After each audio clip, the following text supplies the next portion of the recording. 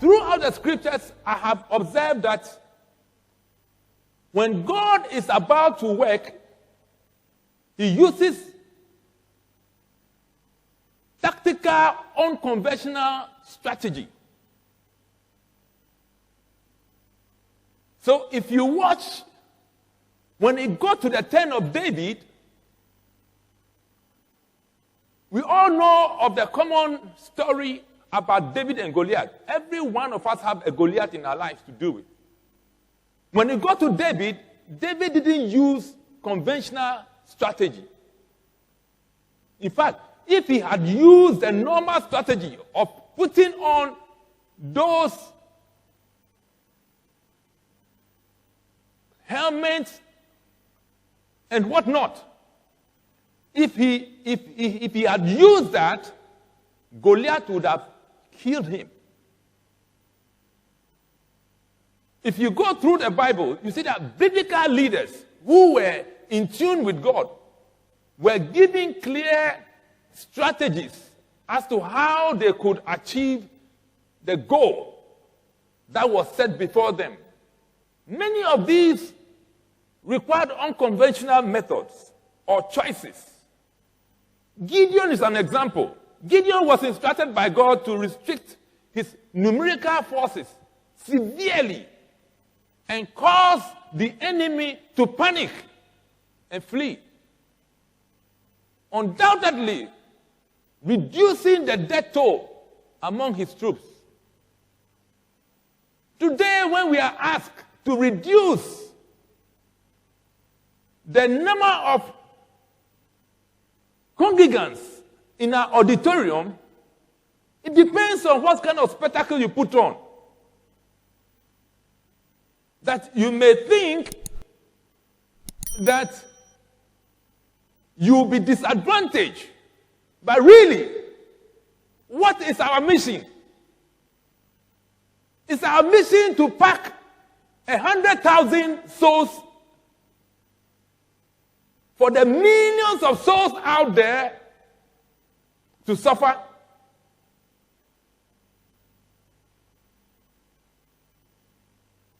So really, if you look at Joshua, Joshua was given precise instructions as to how he should take the city of Jericho.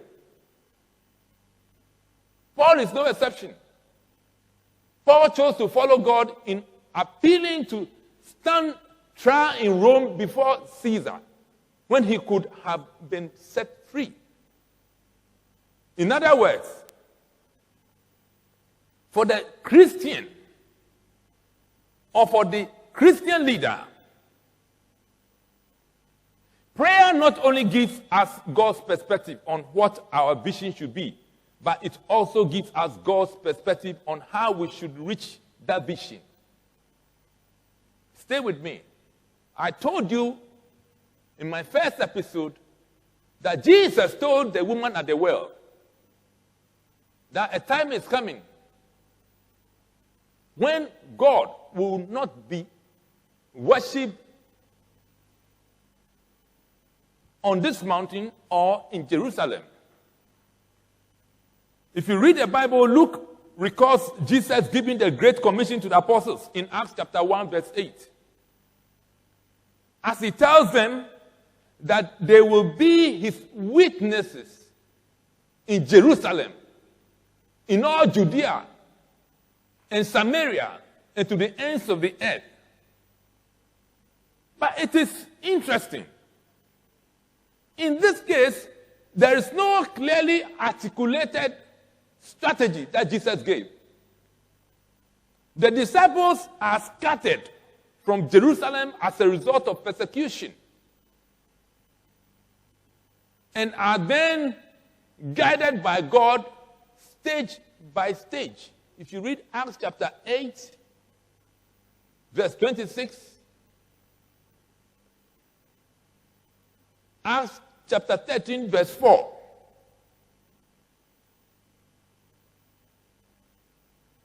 Now, as for Jonah, the strategy God gave him is clearly outlined, and Jonah is so uncomfortable at the prospects of being used by God. In this way, To the extent that Jonah decided to head towards the opposite direction. And we all know of the consequences that happened to him. Sometimes, what we see and trying to resist and trying to think that with all the limitations that have been given to us for our services, we are disadvantaged. What we need to do is to think out of the box at this stage.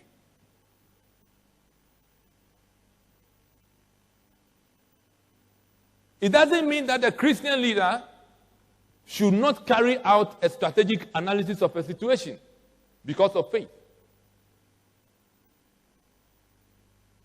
After all, Luke records that Jesus' teaching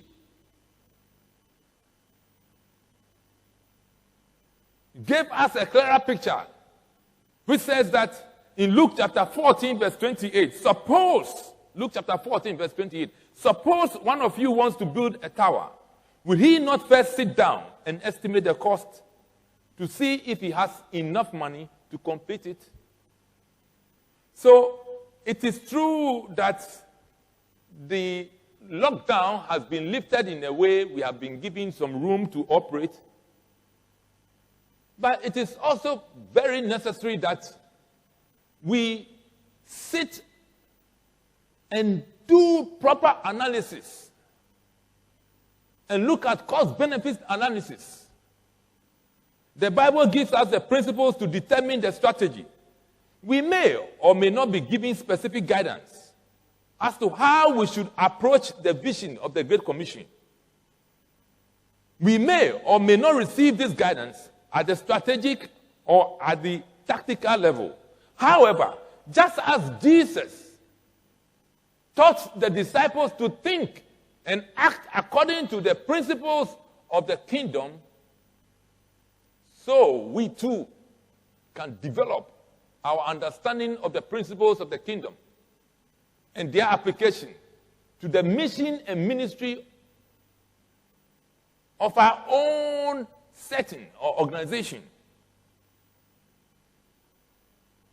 Indeed, Daniel was elevated to a high position in the court of Nebuchadnezzar because of his knowledge of God, and served Darius as one of 3 administrators. Strategy should be a team effort. This is not a time to run a one-man show at your office, in your home, in your various churches. It is not to be done alone. We should join with others who have diverse views and experiences. In Proverbs chapter 15, verse 22, Solomon says, plans fail for lack of counsel, but with many advisors, they succeed. Proverbs chapter 20, verse 18 says, make plans by seeking advice. If you wage war, obtain guidance. I realize all the more that God is in control of the future. We can plan for the future, but we must commit our plans to God.